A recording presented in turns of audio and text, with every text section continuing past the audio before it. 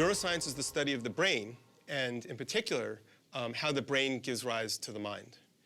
That is, how is it that the physical mechanisms of the brain lead us to do the sorts of things that we think of the mind as doing?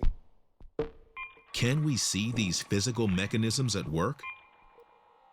In the fMRI scanner at Princeton, research subject Tyler faces a rudimentary dilemma designed to show increased activity in parts of the brain associated with emotion. You're walking along a country road when you hear a plea for help coming from some roadside bushes. You encounter a woman who is covered with blood. The woman explains that she was attacked while hiking and asks you to take her to a nearby hospital. Her initial inclination is to help this woman, who will probably die if she does not get to the hospital soon. Your sizes? ACPC.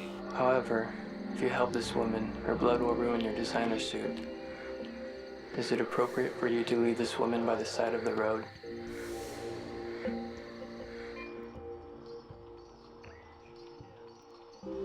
No, it's not appropriate. Tyler's answer comes quickly and is consistent with the majority of Green and Cohen's data. Most people say, no, that's not okay.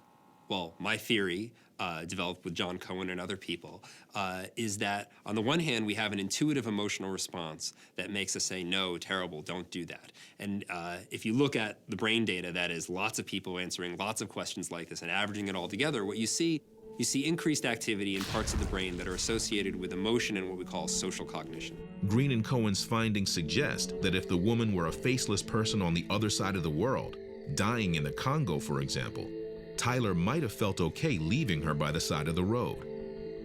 But because she's right there in front of him, he has an intuitive emotional response that tells him to help her and stops him from committing what many would call evil.